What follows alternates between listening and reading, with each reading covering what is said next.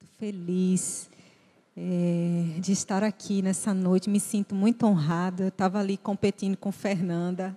Fernanda, eu sinto muito honrada ter você. Eu digo, não, eu que me sinto honrada de receber esse convite maravilhoso através da vida de Patrícia. Temos um relacionamento muito precioso. O Senhor nos deu essa oportunidade através do Mulheres de Visão, junto com a pastora Cimeia. E de lá para cá, nós temos vivido realmente uma comunhão maravilhosa, rica no Senhor. Então, sou muito grata em poder estar aqui conectada com você hoje, no encontro delas. E como bem disse a nossa amada irmã no início, é o encontro delas com Ele, Nosso encontro mais precioso é com o Senhor. E, após essa canção tão linda, que fala do episódio em que Maria ela derrama ali, quebra um vidro caro, um perfume caro aos pés de Jesus, e ela não mede o preço em fazer aquilo, ela não hesita em fazer aquilo, porque ela tem uma certeza no seu coração de que ela está com alguém especial. Ela está com Jesus, e Jesus ele não é qualquer pessoa, ele não é um acontecimento corriqueiro na vida dela, nem na vida daquela família, mas Jesus, ele é o Filho de Deus, o Cordeiro de Deus que tira o pecado do mundo.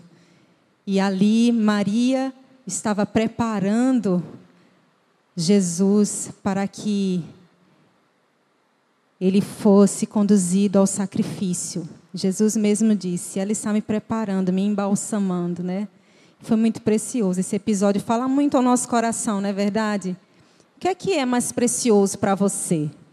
O que é que você tem colocado o teu coração? Onde é que está o teu tesouro? Vamos nos refazer essa pergunta tão importante. Aonde está o nosso tesouro? Porque certamente ali está o nosso coração. Nessa noite tão linda, tão abençoada por Deus, eu queria apresentar um pouco de mim, um pouco mesmo, não quero me deter muito a minha vida, a minha história, para que nós tenhamos um bom tempo com a palavra.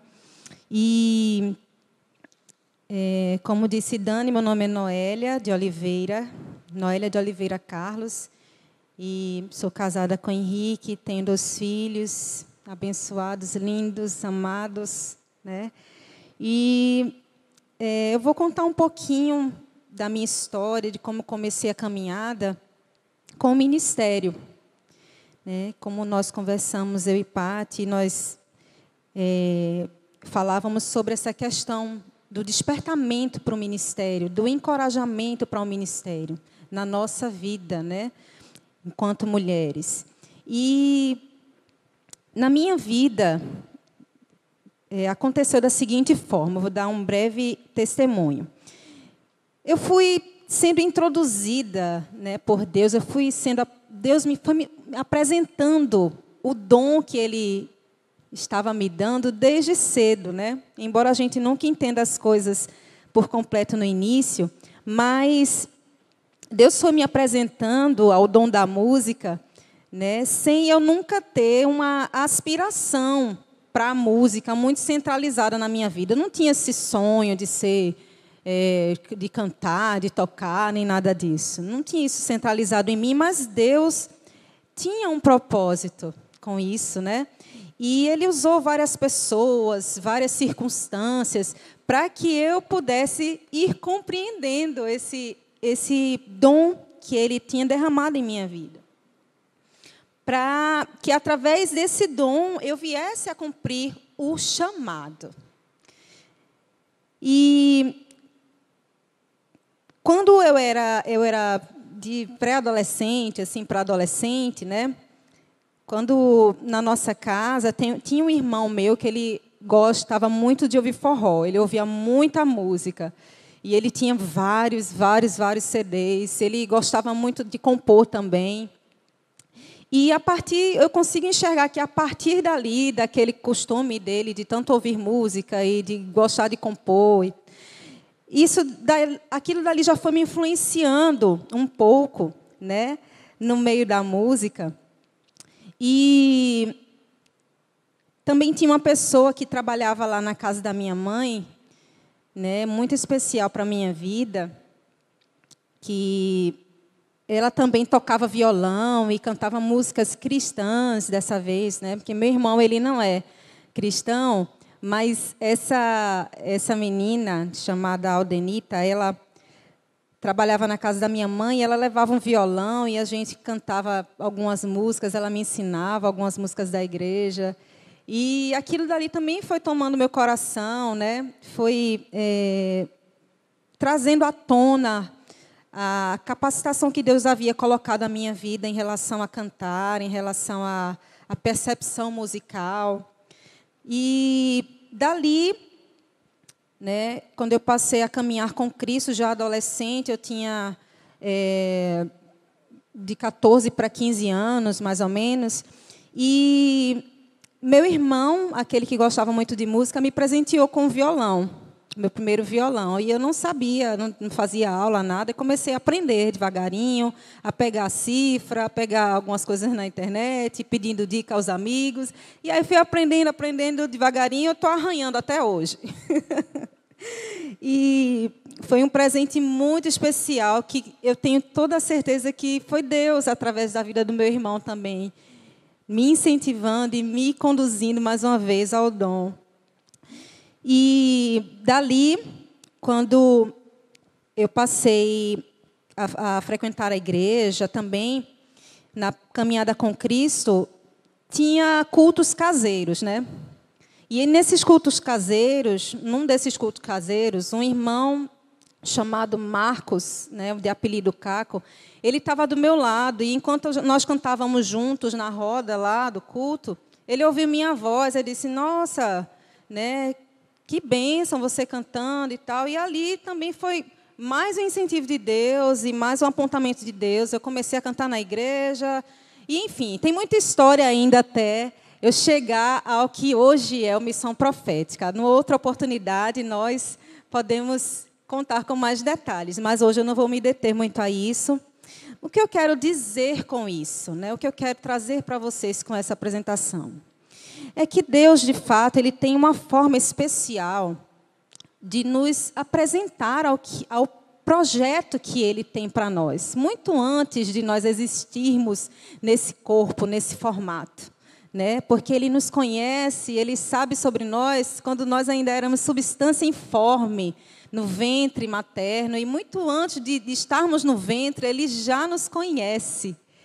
E como isso é profundo, como isso é de uma realidade incomparável, como isso é de uma realidade que não podemos delinear, não podemos ter noção do quanto que isso é profundo.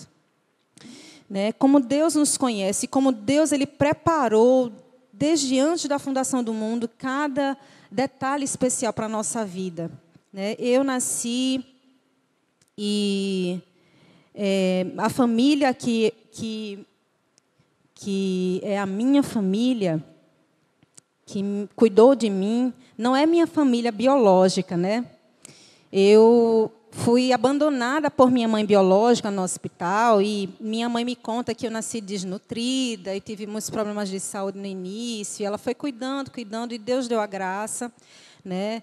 É interessante que ela diz que quando ela me adotou, ela e meu pai me adotaram, uma vizinha falava assim, que minha mãe ela só tinha me pego para fazer o meu enterro, de tão difícil que estava a minha situação de saúde.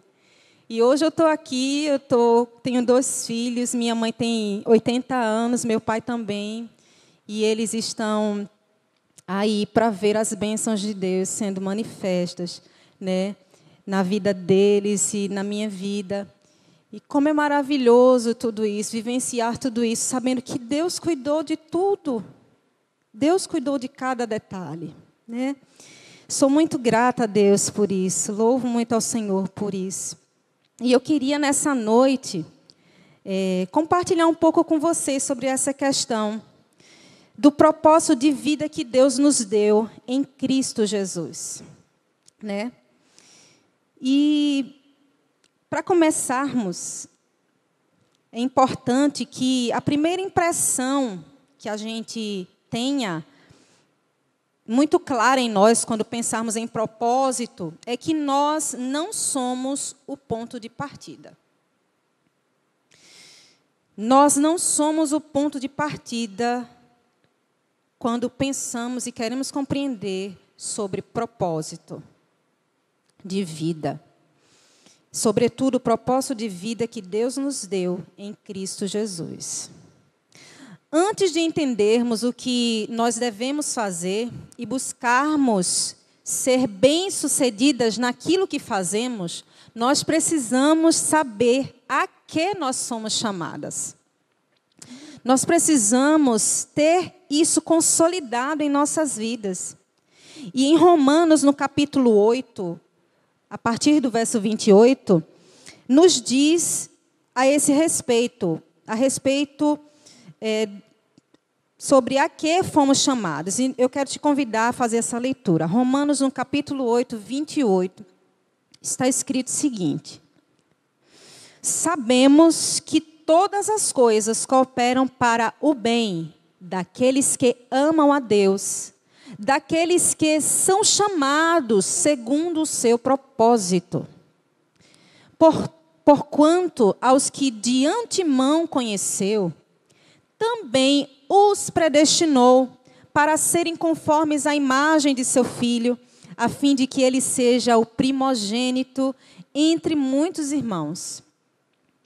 Aos que predestinou, a esses também chamou. E aos que chamou, a esses também justificou. E aos que justificou, a esses também glorificou. Esse texto ele é muito claro. Ele é muito claro no tocante a dizer a quem nós somos chamados. Nós somos chamados, segundo o propósito de Deus, para sermos conformes à imagem do seu Filho. Nós somos chamadas, por uma decisão prévia de Deus, a sermos conformes à imagem de Cristo Jesus. Então, em primeira instância, nós somos chamadas para ser. Nós temos a tendência muito forte de, quando falamos de chamado, de propósito, nós temos a tendência muito forte de dizermos, eu fui chamada para fazer.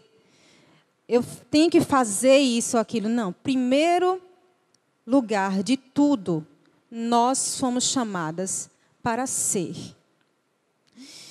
Para esse novo ser recriado, né, em Cristo, já existe um propósito bem delineado. Como está escrito aqui, Deus ele nos conhece de antemão. Deus ele nos conhece muito antes, como também citei no início do Salmo, onde Deus ele nos conhece quando nós ainda éramos substâncias informes no ventre materno. E muito antes disso. Então, existe um propósito bem delineado para nossas vidas. E nós podemos ver isso também no capítulo 2 de Efésios. Se você puder abra para fazermos juntas essa leitura. Efésios, no capítulo 2, vai trazer para nós esse propósito bem delineado de Deus para a nossa vida. Efésios 2:10 está escrito que somos feitura dele, pois somos feitura dele, criados em Cristo Jesus para boas obras, as quais Deus, mais uma vez, de antemão, preparou para que andássemos nelas. Então, não tem como dizer que nós estamos inseguras, indecisas, que não sabemos qual é o propósito da nossa vida enquanto criadas em Deus, enquanto filhas de Deus. Nosso propósito de vida dado por Deus em Cristo Jesus. Não tem como nós dizermos que estamos sem direção. Porque a palavra de Deus nos dá a direção perfeita. É impossível nós vivermos neste mundo como filhas de Deus, como filhos de Deus, e nós dizemos que nós fomos deixados ao léu, que nós não temos direção, que nós, eu estou confusa, eu não sei qual é o meu propósito, eu não sei qual é o meu chamado. Né? Então, se você está se sentindo assim, respira nessa hora. Né? Acalma a mente. Peça ao Senhor, Deus, acalma meu coração, acalma minha mente, me ajuda a entender o teu propósito precioso e perfeito para a minha vida, para as nossas vidas. Nós precisamos, de fato, nos aquietar, porque às vezes a nossa mente fica num turbilhão tão grande, e os afazeres, e tudo na nossa vida parece que é um furacão e que nos assalta, né, dessa verdade tão firme, tão consolidada, que está na palavra do Senhor. Nós não podemos ser levadas, não devemos ser levadas pelas circunstâncias, mas pelo firme fundamento, que é Cristo Jesus, no qual a nossa vida deve estar edificada. Então, gente, quando a gente lê esse texto de Romanos e de Efésios, já dá para a gente perceber que, no que diz respeito a propósito de vida, a motivo de existência, no que diz respeito a chamado, o ponto de partida é Deus. Amém? Então, nós, de fato, aqui nós ansiamos pelas questões práticas da vida, né, necessárias, sim. Nós ficamos ansiosos e por querermos ser úteis, por queremos fazer, produzir, nós ficamos preocupados, né? Nós ficamos atarefados, sendo tendenciosos a concentrar muito mais sentido no fazer do que no ser. Mas, nesses dias, eu li algo que me deixou intrigada, né? Me deixou intrigada porque eu nunca tinha visto dessa forma, apesar de estar tão claro na palavra. Mas eu nunca me permiti ver dessa forma. E foi algo sobre o episódio tão conhecido por nós, né? Tão falado por nós, no episódio em que Marta e Maria elas hospedam Jesus e os discípulos na sua casa, lá em Lucas 10. Né? A gente já ouviu falar tanto desse texto. Mas eu fiquei, de fato, intrigada com a interpretação que um pastor chamado Josemar Bessa ele trouxe sobre esse episódio. Escute bem o que foi que esse pastor falou. Ele disse o seguinte: Marta estava ocupada demais para ver que Deus estava na sala. Eu vou repetir. Marta estava ocupada demais para ver que Deus estava na sala. Gente, sinceramente, eu digo para vocês que sempre que a gente lê esse texto, sempre que a gente ouve esse texto, a gente quer limpar a barra de Marta. A gente não quer, não? A gente quer limpar a barra de Marta, a gente quer dizer, não, mas, na verdade, a nossa vida ela é um equilíbrio, né, entre Marta e Maria, ela é um jogo de cintura, ela é um pouquinho de cada uma. Não tem problema, né, a nossa visão desse texto ser dessa forma. A questão é que o que está escrito não é isso. O que está escrito é que Jesus ele reprova veementemente a atitude de Marta. Não existe concessão. Não existe nenhum meio termo ali. Jesus foi muito claro: Marta, Marta, tu andas ansiosa, preocupada com muitas coisas, muito atarefada, muito sobrecarregada. Maria, porém, escolheu a boa parte, e essa não lhe será tirada. Essa parte que Maria escolheu não lhe será tirada. Aonde você está concentrando o sentido e o propósito da sua vida, do seu chamado? Será que não está sendo em coisas que vão ser tiradas de você? Será que não é naquilo que é efêmero, passageiro? Ou será que é no que vai permanecer?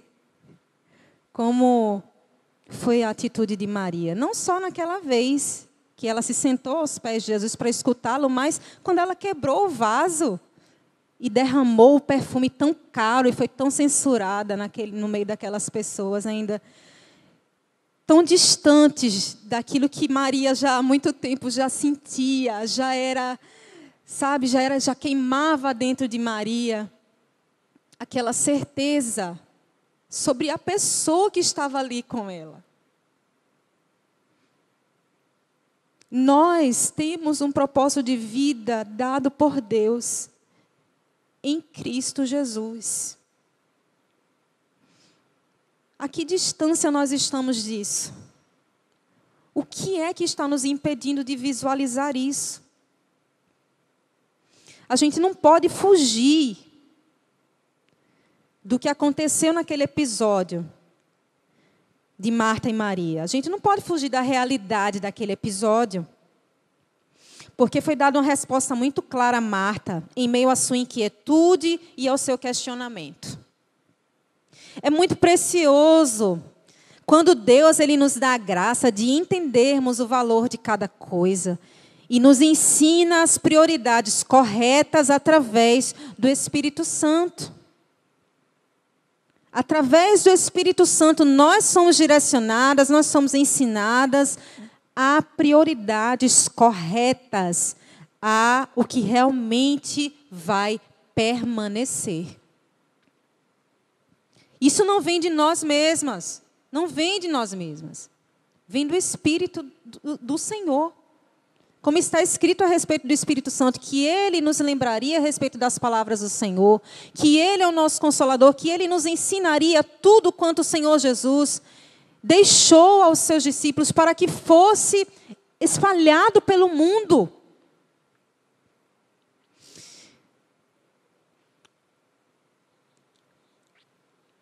Vejamos o exemplo disso, de prioridades corretas e do valor de cada coisa, na vida do apóstolo Paulo. Quero te chamar para a gente dar uma breve leitura em Filipenses 3, a partir do verso 1.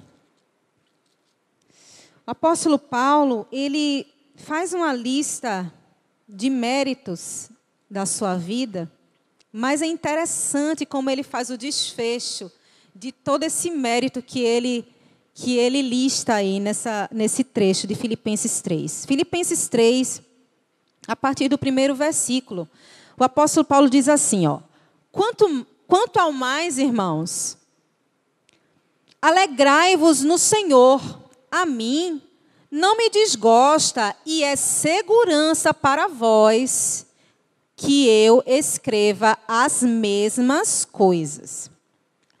Paulo está fazendo uma repetição de ensinamentos. Quantas vezes a gente fica procurando, meu Deus, eu quero uma coisa nova.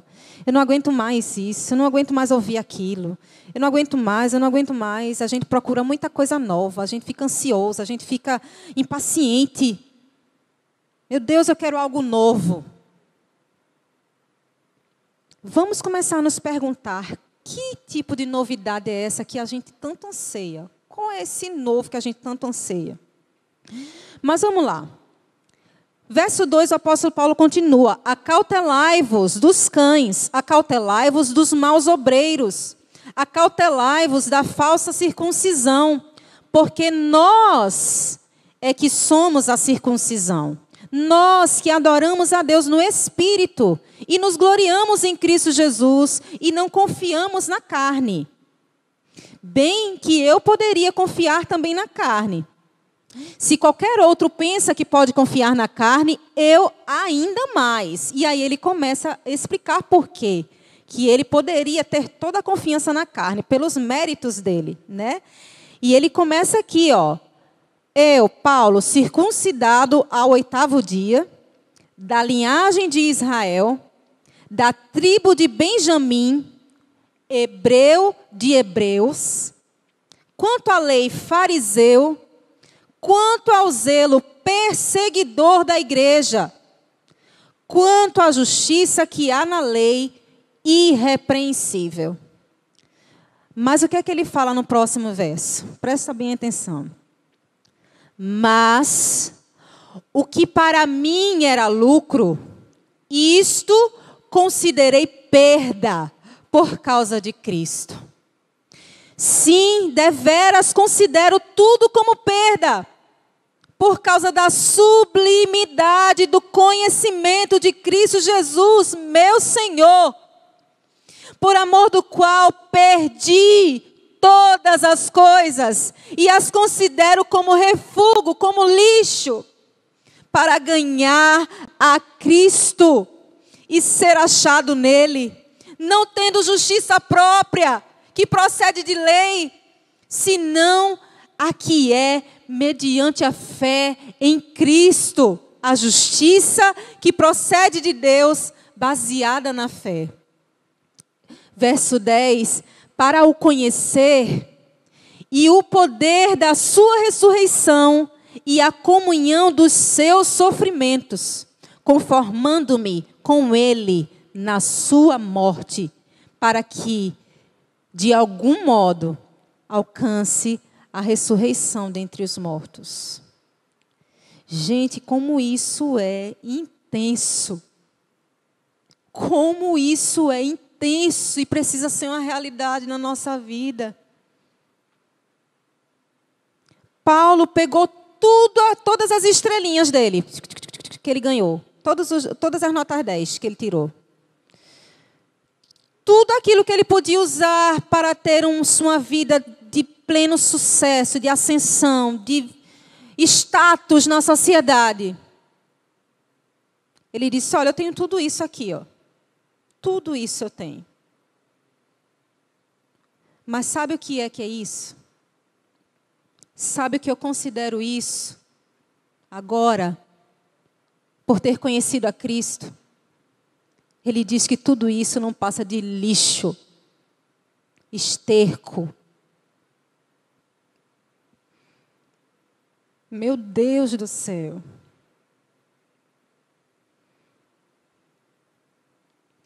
Aonde é que você está concentrando o sentido do teu propósito? O sentido do teu chamado, o sentido da tua vida? Nós não podemos misturar o que a palavra de Deus diz e como ela nos guia perfeitamente. Nós não podemos misturar com conceitos deste século. Nós estamos aqui, mas a nossa origem não é aqui. E o nosso destino muito menos. O nosso destino muito menos. Como a gente se apega, meu Deus, a esterco. Como a gente se apega a lixo.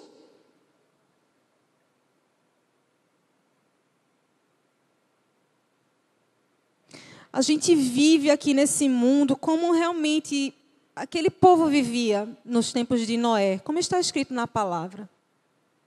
As pessoas vivem achando que falta muito tempo ainda, né? Talvez achando que tudo que elas têm é isso aqui, tudo que se tem é isso. O que está aqui é o que a gente vê, né? O que a gente toca. Mas, de fato, não há tempo.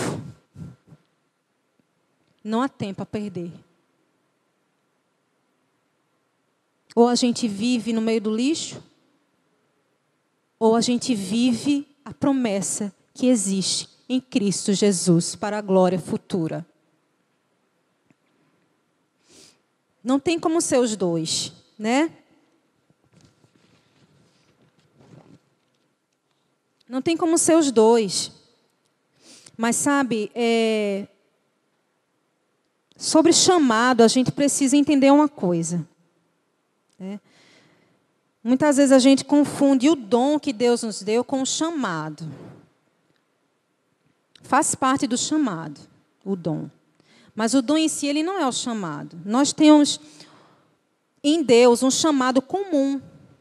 Todos nós que estamos em Cristo Jesus, nós temos um chamado em comum. E esse chamado em comum é aquele que está lá em Mateus 28, 19, em Marcos 16, que diz: ide e pregai o evangelho a toda criatura.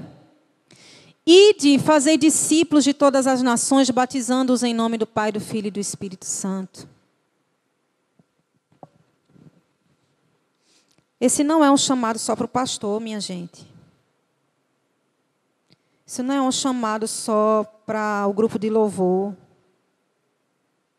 Isso não é um chamado alheio a você e a mim. Esse é o nosso chamado, esse é o sentido de vivermos. Nele vivemos, nos movemos, existimos para os propósitos dele, no chamado dele.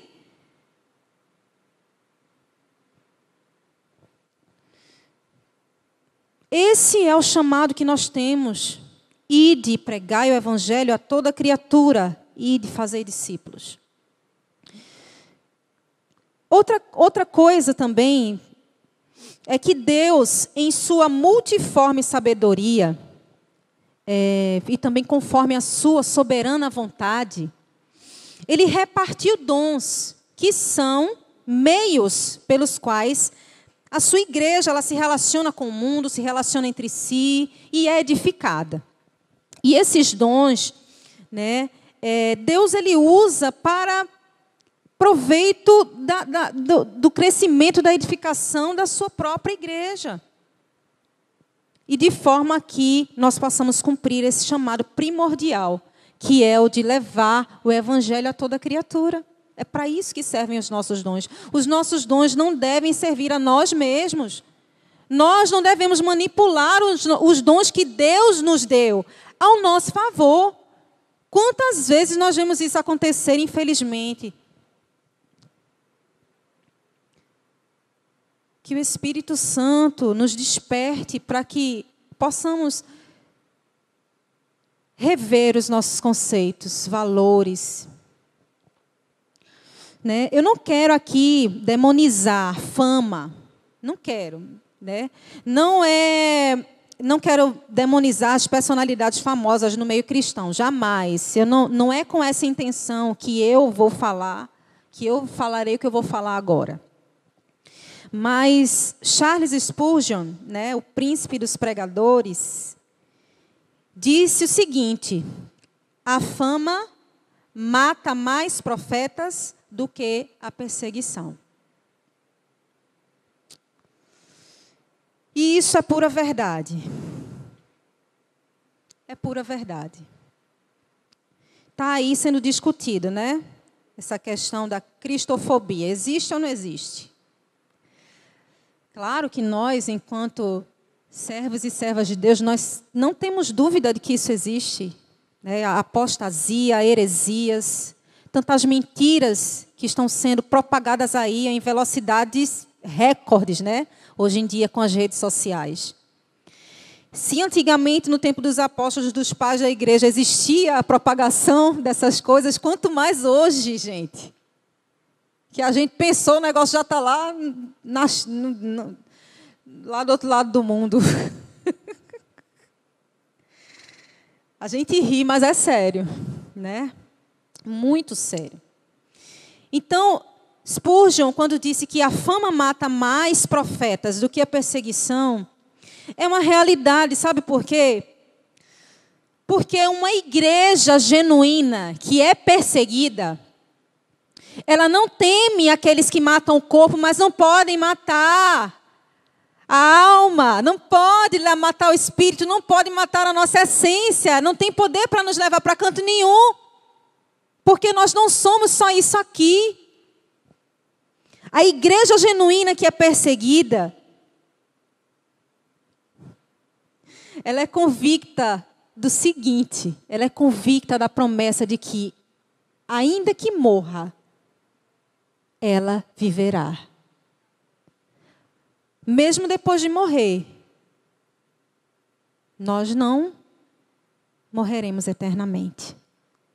A igreja genuína, que é perseguida e se fundamenta nisso, ela não está perdida, ela não está vivendo em sofrimento eterno. Mas é um sofrimento passageiro, né? O seguinte também, nós precisamos pensar um pouco sobre essa questão da fama, é que o profeta famoso, né, se enquadra perfeitamente nas expectativas deste mundo. Perceba o seguinte, perceba e avalie isso. O profeta famoso, ele se mistura com os conceitos deste mundo. Morre espiritualmente por buscar agradar ao mundo com a sua performance, enquanto desagrada a Deus desde o seu coração. Como está escrito em Isaías e em Mateus, Isaías 29, 13 e Mateus 15, 8. Este povo honra-me com os lábios, mas o seu coração está longe de mim. E a gente nem vem a dizer que é fácil saber quando alguém é ou não é o que parece. Que a gente nem vem a dizer. Porque o profeta Samuel está lá. Para mostrar para a gente que a gente não sabe. A gente não sabe nada sobre o coração das pessoas. Quem sabe é Deus. O profeta Samuel viu lá o homem. É esse que Deus quer que eu unja rei. Não era. Nós somos mais do que o profeta Samuel. Será que nós somos mais do que ele? Mais ungidos, mais capazes, mais modernos, mais avançados em intelectualidade, tecnologias e coisas afins.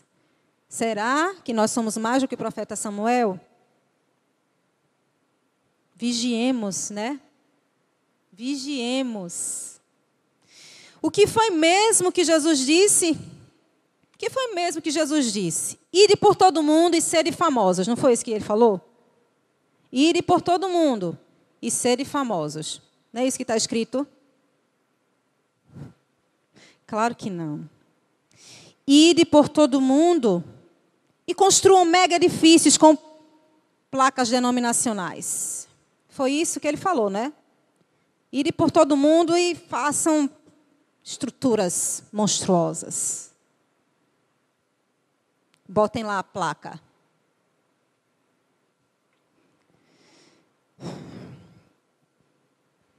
Ou ide por todo mundo e colocam o teu nome no teu ministério. Gente, claro que nós sabemos que, mais uma vez, o que temos como propósito e chamado em nossas vidas é ir por todo mundo, pregar o evangelho a toda criatura. Ir por todo mundo e fazer discípulo das nações, batizando em nome do Pai, do Filho e do Espírito Santo. É isso que está escrito. O problema não é a fama em si, mas é o que fazemos dela. É o que fazemos dela. Mas quando a fama ela é um anseio do coração, isso já é um problema muito grande. Muitas vezes nós nos perdemos no sentido do nosso propósito e chamado por conta disso. Porque a gente idealiza tantas coisas, a gente vê, né, tantas postagens no Instagram, a gente vê no YouTube, a gente vê. Cuidado, olhinho com o que vê. Cuidado, olhinho com o que vê, porque os nossos olhos são a candeia do nosso corpo. Ah, Jesus, nos ajude, Senhor. Nos ajude, Deus. Gente, sabe que quando a fama ela é um anseio do coração, pequeno que seja, ela já é um prenúncio, se não um indício de queda. Quando existe palha, para que haja um incêndio, basta só o quê? Uma faísca. Então, temos visto aí, né, nos grandes noticiários, o aumento de queimadas em escala global. Quanta devastação acontece. Mas roguemos ao Senhor, humilhemo-nos diante do Senhor, para que nenhuma faísca de presunção encontre um ambiente propício de sequidão na nossa alma, para que não sejamos devastados espiritualmente. Amém? Em nome de Jesus, que isso não nos atrapalhe de entender o nosso chamado, o nosso propósito, o propósito de vida que Deus nos deu em Cristo Jesus. Amém?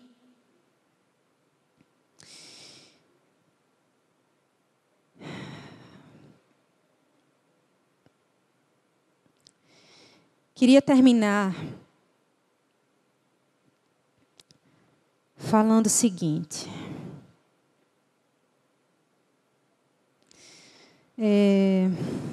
Existe uma ordem de fatores que a gente precisa entender. A gente precisa entender muito bem.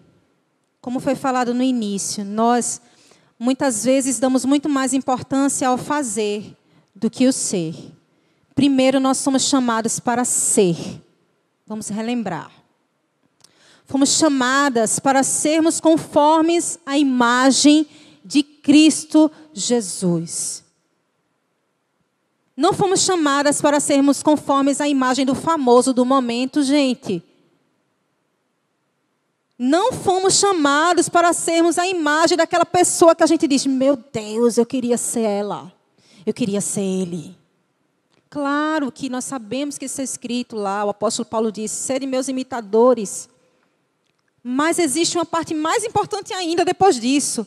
Como eu sou de Cristo.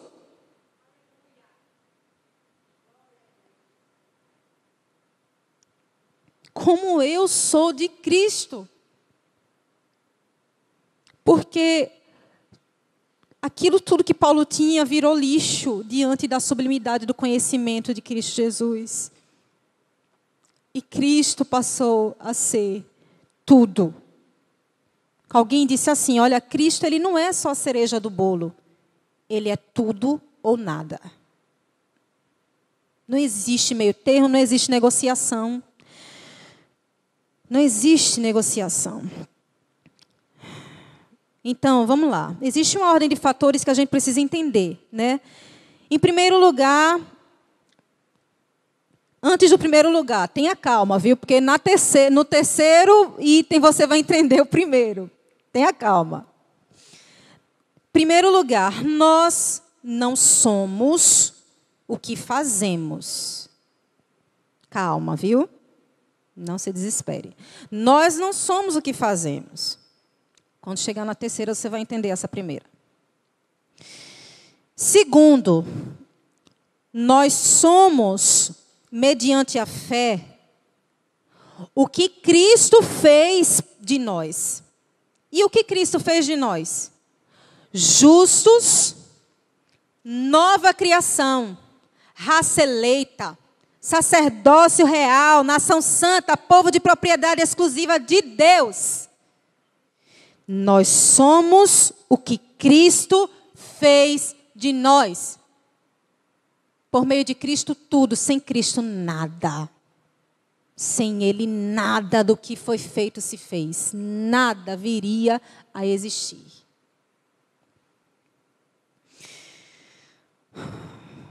Em terceiro lugar, para que a gente entenda primeiro agora. Olha só, é só assim, depois do que Cristo fez de nós, é só assim que conseguimos ser e produzir frutos para a glória de Deus. Pois andaremos sobre os trilhos das boas obras que nós lemos, aquelas que Deus preparou para que andássemos nela de antemão. Como está escrito em Efésios 2:10, que a gente leu. E a partir dessa realidade é que seremos conhecidas, sim, pelos nossos frutos. Amém? Precisamos colocar as prioridades devidas em seus lugares. Nós nos humilhemos diante do Senhor, para que consigamos isso, né? Eu não estou aqui falando isso a vocês. Eu vou usar agora as palavras do apóstolo Paulo. Em Filipenses, que a gente leu aqui. Eu não estou aqui falando isso a vocês porque eu sou privilegiada, porque eu sou mais capacitada, porque eu sou melhor, porque, enfim, poderia dizer tantas coisas. Não tem nada a ver com isso. Se fosse sobre estar preparada, eu não estava aqui mesmo, porque eu não me sinto. Não me sinto preparada. Então, talvez você também não esteja se sentindo preparada. Mas quem disse a você que é sobre você se sentir preparada? É sobre o que foi preparado para você de antemão. Então, eu não estou aqui porque eu já tenho alcançado, como disse o apóstolo Paulo, né? Não que eu já tenha recebido ou obtido a perfeição, longe demais disso. Porque quanto mais a gente conhece de Cristo, mais a gente percebe que tem tanto para caminhar, meu Deus, para chegar à estatura desse varão. Para chegar à estatura de Cristo, tem tanto, meu Deus, para crescer, para desenvolver. Que bom que o Espírito Santo ele venha nos conscientizar disso a cada dia. Paulo disse o seguinte para encerrarmos: não que eu o tenha já recebido ou tenha já obtido a perfeição, mas prossigo para conquistar aquilo para o que também fui conquistado por Cristo Jesus. Irmãos, quanto a mim, não julgo havê-lo alcançado, mas uma coisa faço, esquecendo-me das coisas que para trás ficam e avançando para as que diante de mim estão, prossigo para o alvo, para o prêmio da soberana vocação de Deus em Cristo Jesus. Todos, pois, que somos perfeitos, tenhamos este sentimento. E se porventura pensais de outro modo, também isto Deus esclarecerá. Todavia, andemos de acordo com o que já alcançamos. Quero concluir hoje dizendo para você: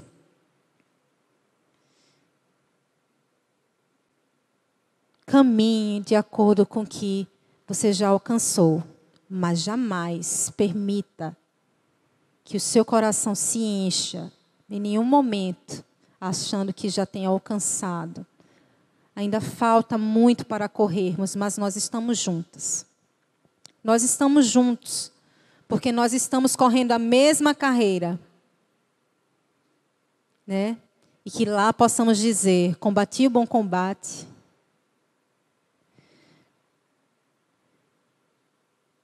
Completei a carreira, guardei a fé. Porque todo esterco vai ficar e lixo vai ficar. Precisamos prosseguir firmemente para o alvo, que é Cristo Jesus. E somente Cristo Jesus. Que o Senhor nos abençoe, nos fortaleça dia a dia para a sua glória. Amém?